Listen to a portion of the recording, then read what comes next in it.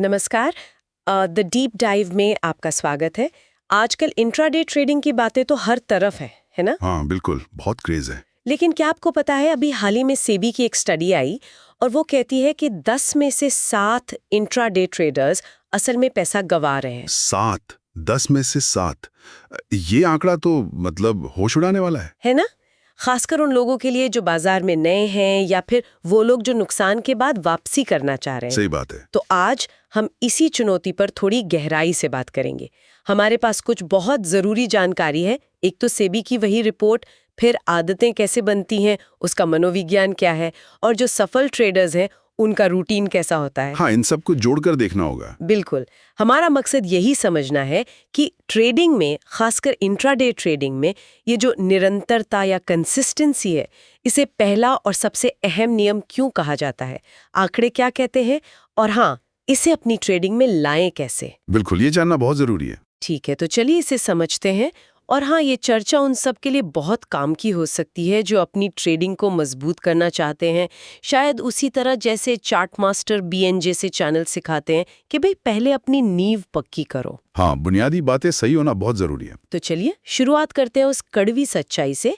सेबी का 2022-23 का अध्ययन, इसमें साफ साफ लिखा है 71% इंट्राडे ट्रेडर्स ने पैसा खोया 71%। और औसतन हर ट्रेडर को करीब 5,371 रुपए का नुकसान हुआ। ये छोटी रकम नहीं है ना? बिल्कुल नहीं, औसत है ये तो। मतलब कई लोगों को इससे कहीं ज्यादा नुकसान हुआ होगा। हाँ बिल्कुल। और बात यही खत्म नहीं होती। जो लोग बहुत ज्यादा ट्रेड करते हैं, मतलब साल में 500 से भी ज्यादा बार, उनमें तो नुकसान उठाने वालों का प्रतिशत और भी ज्यादा है, 80% तक। ओह, मतलब ज्यादा हाथ पैर मारना भी नुकसानदेह साबित हो रहा है एक तरह से। ऐसा ही लगता है। और एक और बात जिसने मुझे चौंकाया, 30 साल से कम उम्र के जो युवा ट्रेडर्स हैं, जो कुल ट्रेडर्स का लगभग आधा हिस्सा हैं, करीब 48%, उनमें नुकसान की दर और भी ज्यादा है, 76%। 76% युवाओं में। ये चिंता की बात है ना? और शायद सबसे ज्यादा आंखें खोलने वाली बात, जिन ट्रेडर्स को नुकसान हुआ, उनके कुल नुकसान का 57% हिस्सा सिर्फ ट्रेडिंग की लागतें थीं, ब्रोकरेज, टैक्स वगैरह। ये पॉइंट बहुत महत्वपूर्ण है, 57% कॉस्ट। हाँ, मतलब आधे से ज्यादा नुकसान तो सिर्फ ट्रेड करने की कीमत चुकाने में चला गया। ये बात कुछ हजम नहीं हुई मुझे। नहीं, ये बिल्कुल हजम होने वाली बात नहीं है, और ये दिखाती है कि ये सिर्फ गलत स्टॉक चुनना या बुरी किस्मत नहीं है। ये डेटा असल में इशारा कर रहा है एक गहरी समस्या की तरफ। अनुशासन की कमी, एक तयशुदा निरंतर तरीके से काम ना करना। अच्छा। हाँ, जब ट्रेडर बिना किसी ठोस प्लान के बस लगातार ट्रेड करते रहने की कोशिश करते हैं, तो वो अक्सर इन छोटी छोटी लागतों के जाल में फंस जाते हैं। ये 57% का आंकड़ा चीख चीख कर कह रहा है कि कैसे बिना सोचे समझे या जरूरत से ज्यादा किए गए ट्रेड, भले ही वो छोटे लगें, मिलकर कितने महंगे पड़ जाते हैं। ये असल में अनुशासनहीनता की कीमत है। समझ गई।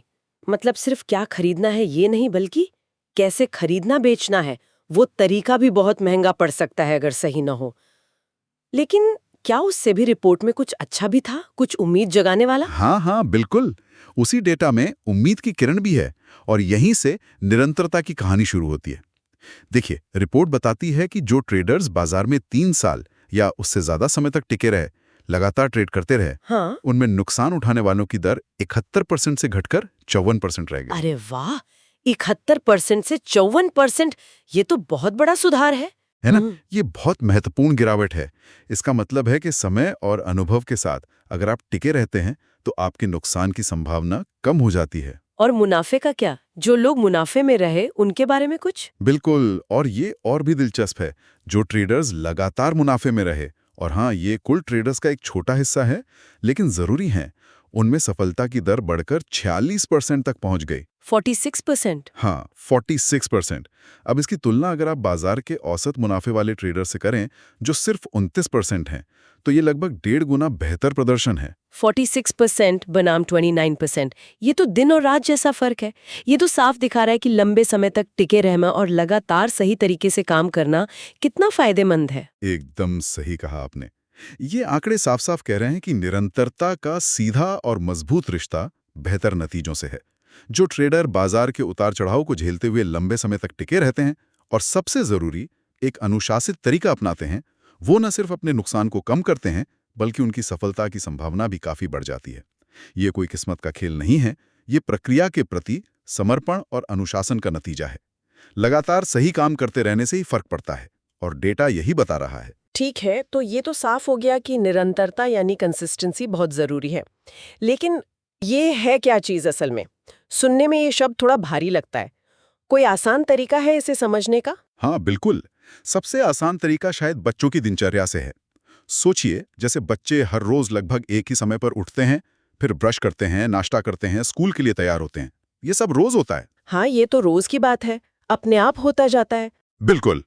ट्रेडिंग में निरंतरता का मतलब भी कुछ ऐसा ही है। रोजाना वही अच्छी सोची समझी आदतें दोहराना, तब तक जब तक वो आपकी आदत न बन जाएं, एकदम सहज।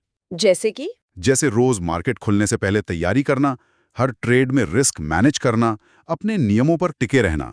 लेकिन हाँ, यहाँ एक छोटा सा फर्क है। क्या? बच्चों की दिनचर्या में अक्सर इनाम जल्दी मिल जाता है। स्कूल गए, दोस्तों से मिले, कुछ सीखा। ट्रेडिंग में हो सकता है आप अनुशासन से सब कुछ सही करें और फिर भी उस दिन नुकसान हो जाए।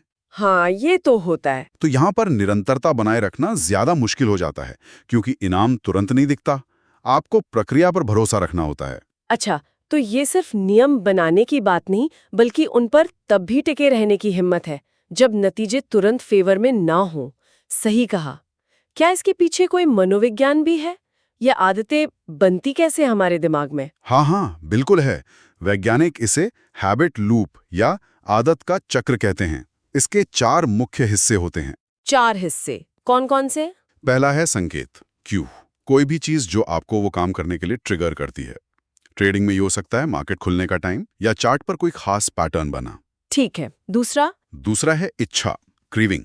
उस संकेत से जुड़ी हुई एक तीव्र इच्छा, जैसे मुनाफा कमाने की चाहत या शायद नुकसान से बचने का डर। तीसरा है प्रतिक्रिया, रिस्पॉन्स। वो असल काम जो आप करते हैं, यहीं पर खेल बनता या बिगड़ता है। क्या आप अपनी भावनाओं में बहकर ट्रेड लेते हैं या अपनी तय योजना और नियमों को फॉलो करते हैं? ये सबसे जरूरी लगता है। हाँ, और चौथा है इनाम, रिवॉर्ड। उस काम से मिलने वाला नतीजा या एहसास। अगर मुनाफा हुआ तो अच्छा लगता है और दिमाग उस काम को दोहराना चाहता है। लेकिन यहाँ एक खतरा भी है। क्या खतरा? खतरा ये है कि अगर आपने गलत तरीके से ट्रेड किया, मान लीजिए बिना प्लान के, और किस्मत से पैसा बन गया, तो भी दिमाग उसे इनाम की तरह लेता है और फिर वो उस गलत आदत को मजबूत कर सकता है। अरे हाँ, मतलब गलत काम करके भी अगर कभी कभार फायदा हो जाए तो दिमाग उसे सही मानकर दोहराने लगता है। ये तो खतरनाक है। बिल्कुल। इसीलिए एक सोची समझी निरंतर प्रक्रिया इतनी जरूरी है, ताकि आप सही कामों को ही इनाम से जोड़ें। और हाँ, रिसर्च ये भी बताती है कि कोई नई आदत बनाने में औसतन 21 दिन लग सकते हैं। 21 दिन? ठीक है। लेकिन उसे इतना पक्का करने में कि वो अपने आप होने लगे बिना ज्यादा सोचे विचारे, उसमें करीब 66 दिन या उससे ज्यादा भी लग सकते हैं। 66 दिन मतलब 2 महीने से भी ज्यादा? हाँ, मतलब सब्र रखना होगा। ये कोई 2-4 दिन का खेल नहीं है। इसमें समय और मेहनत लगती है। ये तो सच में धैर्य का खेल है। तो अगर कोई ट्रेडर, खासकर कोई नया या नुकसान से जूझ रहा ट्रेडर, ये निरंतरता लाना चाहे, तो उसे रोजमर्रा में कौन सी ठोस आदतें डालनी चाहिए? क्या हमारे स्रोत इस बारे में कुछ बताते हैं? हाँ बिल्कुल। स्रोत एक काफी साफ और स्ट्रक्चर्ड डेली रूटीन का खाका बताते हैं। इसे आप 3 हिस्सों में बांट सकते हैं। 3 हिस्से? ठीक है, बताइए। होता है? इसमें आता है रात भर दुनिया भर के बाजारों में क्या हुआ, उस पर नजर डालना। आज कोई बड़ा इकोनॉमिक इवेंट या डेटा आने वाला है क्या, ये चेक करना। अपने चार्ट्स पर आज के लिए संभावित सपोर्ट और रेजिस्टेंस लेवल मार्क करना। ये तय करना कि आज आप ज्यादा से ज्यादा कितना रिस्क लेंगे, जैसे अपनी कुल कैपिटल का 1% या 2%। और सबसे जरूरी, अपनी ट्रेडिंग स्ट्रेटेजी या प्लान को एक बार फिर से देखना और समझना। ठीक है, मतलब पूरी तैयारी के साथ उतरना। इसके बाद? दूसरा हिस्सा है असल ट्रेडिंग के घंटे, ट्रेडिंग आवर्स, सुबह 9:15 से दोपहर 3:30 तक। इस दौरान सबसे बड़ा अनुशासन है सिर्फ उन्हीं ट्रेड्स को लेना जो आपकी पहले से बनी हुई योजना और सेटअप के क्राइटेरिया पर खरे उतरते हो, बस। सिर्फ प्लान वाले ट्रेड्स? हाँ। दूसरा, पोजीशन साइजिंग का सख्ती से पालन करना। Position sizing? ये क्या है ठीक से? पोजीशन साइजिंग का मतलब है कि आप हर एक ट्रेड में कितना पैसा लगा रहे हैं और इससे भी जरूरी, आप ये कैसे पक्का कर रहे हैं कि किसी एक ट्रेड में अगर नुकसान हो तो वो आपकी कुल ट्रेडिंग कैपिटल के एक बहुत छोटे हिस्से जैसे 1% या 2% से ज्यादा ना हो। ये आपके रिस्क को कंट्रोल करने का सबसे बुनियादी तरीका है। अच्छा, मतलब हर ट्रेड का साइज कंट्रोल में रखना। बिल्कुल। इसके अलावा ट्रेड में घुसने से पहले ही ये तय करना कि नुकसान हुआ तो कहाँ निकलना है, स्टॉप लॉस, और फायदा हुआ तो कब निकलना है, टारगेट, और फिर उन नियमों पर टिके रहना। और हाँ, लगातार स्क्रीन के सामने बैठने से दिमागी थकान होती है, तो बीच बीच में छोटे ब्रेक लेना भी इसी अनुशासन का हिस्सा है। समझ गई। प्लान पर टिके रहो, रिस्क मैनेज करो और ब्रेक भी लो। और तीसरा और बहुत जरूरी हिस्सा है बाजार बंद होने के बाद की समीक्षा, पोस्ट मार्केट रिव्यू। दोपहर 3:30 बजे के बाद शायद 4 बजे तक। इसमें आपने दिन भर जो भी ट्रेड लिए, चाहे फायदा हुआ हो या नुकसान, उन सबको अपने ट्रेडिंग जर्नल में लिखना। ट्रेडिंग जर्नल लिखना क्यों जरूरी है? लिखना इसलिए जरूरी है ताकि आप सीख सकें आपने ट्रेड क्यों लिया, क्या सोच थी, नतीजा क्या रहा, क्या अच्छा किया, कहाँ गलती हुई। इन सब का ईमानदारी से विश्लेषण करना, अगले दिन के लिए क्या सुधार कर सकते हैं इस पर सोचना, और अपने प्रदर्शन के आंकड़ों को देखना, जैसे आपकी विन रेट क्या रही, औसत फायदा कितना हुआ, औसत नुकसान कितना हुआ। ये तो काफी मेहनत का काम लगता है, रोज रोज। मेहनत तो है, लेकिन यही मेहनत आपको बेहतर ट्रेडर बनाती है। ये एक तरह से आपका रोज का होमवर्क है। ये तो हुई पूरी दिनचर्या। क्या इसके अलावा भी कुछ छोटी छोटी रोज की आदतें हैं जो फर्क डाल सकती हैं? बिल्कुल। ये बड़ी दिनचर्या के साथ साथ कुछ रोज की छोटी क्रियाएं हैं जो नींव का काम करती हैं। जैसे पहला, पोजीशन साइजिंग। जैसा हमने कहा, हर ट्रेड पर सिर्फ 1-2% रिस्क लेना, बस, कोई समझौता नहीं। दूसरा, स्टॉप लॉस का सम्मान। ट्रेड लेने से पहले तय कर लिया कि नुकसान कहाँ काटना है, और अगर भाव वहां पहुंच जाए तो बिना दूसरी सोच के, बिना उम्मीद के ट्रेड से बाहर निकल जाना। ये शायद सबसे मुश्किल लेकिन सबसे जरूरी आदतों में से एक है। हाँ, स्टॉप लॉस पर निकलना मुश्किल होता है। बहुत। तीसरा, निश्चित ट्रेडिंग घंटे तय कर लें कि आप दिन में कब ट्रेड करेंगे और उसी समय एक्टिव रहें। बाकी समय बाजार से दूर रहें ताकि आप ओवर ट्रेडिंग से बच सकें। चौथा, ट्रेडिंग जर्नल, हर ट्रेड को लिखना, जैसा हमने कहा। ये आपका सबसे बड़ा टीचर बन सकता है। और पांचवा, डेली रिस्क लिमिट। पूरे दिन में आप कुल मिलाकर अधिकतम कितना नुकसान उठाने को तैयार हैं, ये पहले से तय करना। और अगर वो लिमिट हिट हो जाए तो बस उस दिन के लिए ट्रेडिंग बंद कर देना, स्क्रीन बंद। ये छोटी आदतें सुनने में तो बहुत मामूली सी लगती हैं, जैसे रोज ब्रश करना। क्या वाकई इनसे इतना बड़ा फर्क पड़ता है? ये मामूली आदतें ही असली में जादू करती हैं। इसे कंपाउंड इफेक्ट या संचयी प्रभाव कहते हैं। आपने ब्रश करने का उदाहरण दिया, बिल्कुल सही। रोज 2 मिनट ब्रश करना मामूली लगता है, लेकिन सालों तक ऐसा करने से आप दांतों की बड़ी और महंगी प्रॉब्लम से बच जाते हैं। हाँ, ये तो है। इसी तरह सोचिए, एक बच्चा जो रोज सिर्फ 20 मिनट कोई किताब पढ़ता है, वो साल भर में लगभग 18 लाख शब्द पढ़ लेता है। जबकि जो बच्चा रोज सिर्फ 1 मिनट पढ़ता है, वो साल में मुश्किल से 8,000 शब्द पढ़ पाता है। अरे बाप रे, इतना बड़ा अंतर सिर्फ 19 मिनट रोज के फर्क से। हाँ, देखिए, रोज के छोटे से फर्क ने साल के अंत में कितना बड़ा अंतर पैदा कर दिया। ट्रेडिंग में भी ठीक यही होता है। रोज अनुशासन से पोजीशन साइजिंग करना, स्टॉप लॉस का सम्मान करना, जर्नल लिखना, ये छोटी लगातार की गई सही क्रियाएं समय के साथ मिलकर आपको बड़े नुकसानों से बचाती हैं और धीरे धीरे सफलता की ओर ले जाती हैं। ये कोई रातों रात अमीर बनाने वाली स्कीम नहीं, ये धीरे धीरे क्षमता बनाने वाली प्रक्रिया है। ये कंपाउंड इफेक्ट वाला उदाहरण तो वाकई सोचने पर मजबूर करता है। छोटी चीजें मिलकर बड़ा नतीजा देती हैं, लेकिन इसमें समय लगता है, जैसा आपने कहा। क्या स्रोत ये भी बताते हैं कि इस निरंतरता को अपनाने के बाद सफलता दिखने में कितना समय लग सकता है? क्योंकि नए ट्रेडर अक्सर जल्दी नतीजे चाहते हैं। हाँ, और ये जानना बहुत जरूरी है ताकि उम्मीदें यथार्थवादी रहें।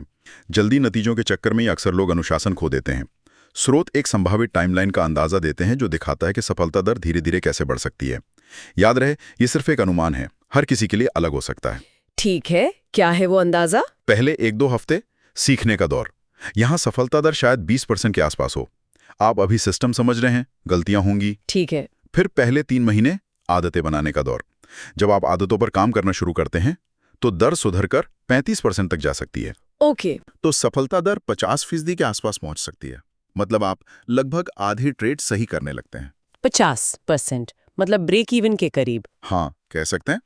फिर 7 से 12 महीने लगातार अमल। जब आप लगातार अपनी योजना पर टिके रहते हैं तो ये 65% या उससे ज्यादा हो सकती है। एक साल में 65%, ठीक है। और फिर 2-3 साल माहिर बनने का दौर। निरंतर अभ्यास, अनुभव और सुधार के साथ कुछ ट्रेडर्स 80% या उससे भी ज्यादा सफलता दर हासिल कर सकते हैं। 80%, लेकिन इसमें 2-3 साल लग सकते हैं। ये टाइमलाइन देखकर तो साफ लगता है कि ये मैराथन है, 100 मीटर की दौड़ नहीं। इसमें तो बहुत धैर्य चाहिए। बिल्कुल, धैर्य और लगन। इसीलिए यथार्थवादी उम्मीदें रखना इतना जरूरी है। सफलता रातों रात नहीं मिलती। ये लगातार कोशिश, अनुशासन और अपनी प्रक्रिया पर भरोसे का नतीजा है। और स्रोत ये भी सुझाते हैं कि आदतें एक एक करके बनाई जाएं। एक साथ सब कुछ बदलने की कोशिश ना करें। मतलब पहले कुछ हफ्ते सिर्फ रोजाना प्री मार्केट तैयारी करने पर ध्यान दें। जब वो आदत बन जाए तो फिर पोजीशन साइजिंग के नियम को सख्ती से लागू करने पर फोकस करें। फिर स्टॉप लॉस का अनुशासन जोड़ें और फिर पोस्ट ट्रेड समीक्षा को अपनी दिनचर्या का हिस्सा बनाएं। एक बार में एक आदत पर काम करना ज्यादा आसान और टिकाऊ होता है। ये अच्छा सुझाव है, एक एक करके आदतें बनाना। एक और बात का जिक्र था स्रोतों में, पेशेवर माहौल बनाने का। इसका क्या मतलब है और ये कैसे मदद करता है? हाँ, अक्सर जो पेशेवर ट्रेडर्स होते हैं वो जानबूझकर एक ऐसा माहौल बनाते हैं जो उनके अनुशासन को बनाए रखने में मदद करे। जैसे एक शांत, समर्पित ट्रेडिंग डेस्क जहां कोई आपको डिस्टर्ब ना करे, कोई ध्यान भटकाने वाली चीज ना हो। अच्छा। बाजार पर नजर रखने के लिए शायद एक से ज्यादा मॉनिटर हो, एक तयशुदा रोज का शेड्यूल हो, अपने ट्रेड्स और प्रदर्शन का बहुत डिटेल में रिकॉर्ड रखना। लेकिन ये सब तो बाहरी चीजें हैं, डेस्क, मॉनिटर, रिकॉर्ड। क्या ये वाकई अंदर के अनुशासन में मदद करती हैं? हाँ, करती हैं। ये बाहरी चीजें असल में आपके अंदरूनी अनुशासन को सहारा देती हैं। सोचिए, जब आपका काम करने का माहौल व्यवस्थित और पेशेवर होता है तो आपके दिमाग में भी एक तरह की स्पष्टता और गंभीरता आती है। यह आपको भावनात्मक या जल्दबाजी में लिए जाने वाले फैसलों से बचाने में मदद करता है। एक स्ट्रक्चर्ड माहौल आपको अपनी योजना पर टिके रहने के लिए प्रोत्साहित करता है। ये उस अंदरूनी ढांचे को मजबूती देता है जिसे आप बनाने की कोशिश कर रहे हैं। समझ गई, माहौल भी एक भूमिका निभाता है। ठीक है, तो हमने सेबी के चौंकाने वाले आंकड़ों से शुरुआत की, फिर समझा कि निरंतरता क्यों जरूरी है, आदतें कैसे बनती है, कौन सी आदतें डालनी है, कितना समय लग सकता है और माहौल का क्या रोल है। तो कुल मिला के आज की इस पूरी बातचीत का निचोड़ क्या है? निचोड़ बिल्कुल साफ है और सेबी के आंकड़े भी यही कहते हैं। ट्रेडिंग में सफलता के लिए, खासकर शुरुआत में या नुकसान से उभरते समय, निरंतरता ही सबसे पहली और सबसे बुनियादी जरूरत है। ये सिर्फ एक नियम नहीं, ये एक नींव है। नींव मतलब बाकी सब कुछ इसी पे टिकेगा। हाँ, ये शायद आपकी ट्रेडिंग स्ट्रैटेजी कितनी अच्छी है, आप कितने प्रतिभाशाली हैं या आपको बाजार का कितना ज्ञान है, इन सबसे भी ज्यादा महत्वपूर्ण है। मतलब एक साधारण सी स्ट्रैटेजी को भी अगर निरंतरता और अनुशासन के साथ लागू किया जाए तो वो शायद एक बहुत अच्छी स्ट्रैटेजी से बेहतर नतीजे दे सकती हैं जिसे बिना अनुशासन के इस्तेमाल किया जा रहा हो। बहुत हद तक हाँ, बिल्कुल, क्योंकि लगातार सही काम करते रहने से ही समय के साथ सकारात्मक परिणाम जमा होते हैं। वो कंपाउंड इफेक्ट काम करता है। रास्ता मुश्किल जरूर है, इसमें बहुत अनुशासन और धैर्य लगता है, अपनी भावनाओं पर काबू रखना पड़ता है। हाँ, वो तो है। लेकिन जैसा कि डेटा ने दिखाया, जो लोग इस रास्ते पर टिके रहते हैं, जो प्रक्रिया पर भरोसा करते हैं, उन्हें आखिरकार इसका फल मिलता है। उनकी सफलता की संभावनाएं बढ़ जाती हैं। तो जो लोग ट्रेडिंग में नए हैं या जो नुकसान झेलकर वापसी की राह देख रहे हैं, शायद जैसे चार्ट मास्टर बीएन के दर्शक जो अपनी ट्रेडिंग की नींव मजबूत करना चाहते हैं, उनके लिए संदेश यही है कि सफलता का रास्ता कुछ बड़े चमत्कारी ट्रेडों से होकर नहीं जाता। नहीं, बिल्कुल नहीं। असली सफलता लगातार किए गए छोटे अनुशासित ट्रेडों से आती है जो एक जांची परखी योजना का पालन करते हैं। निरंतरता ही वो मजबूत नींव है जिस पर आप अपने ट्रेडिंग करियर की इमारत खड़ी कर सकते हैं। बिल्कुल सही कहा आपने। और यहीं पर एक और विचार करने लायक सवाल उठता है। एक पहेली है जिस पर शायद हम आगे कभी और बात कर सकते हैं। क्या सवाल? सवाल यह है कि नियम और योजना बनाना एक बात है, उन्हें लिख लेना भी ठीक है, लेकिन एक ट्रेडर अपने अंदर वो जागरूकता, वो सेल्फ अवेयरनेस कैसे लाए कि वो ये पहचान सके कि कब उसकी अपनी अंदरूनी हालत, जैसे कि बहुत ज्यादा थकान या अचानक आया लालच का दौरा या नुकसान का गहरा डर, उसकी बनी बनाई निरंतरता को तोड़ने वाली है, भले ही उसका प्लान कितना भी अच्छा क्यों ना हो। हाँ, मतलब अपने मन को कैसे काबू में रखें और कैसे पहचानें कि मन भटक रहा है? हाँ, शायद अपनी भावनाओं और मानसिक स्थिति के प्रति ये सजगता, यही निरंतरता बनाए रखने की पहेली का अगला और शायद सबसे मुश्किल टुकड़ा है। इस पर सोचा जा सकता है।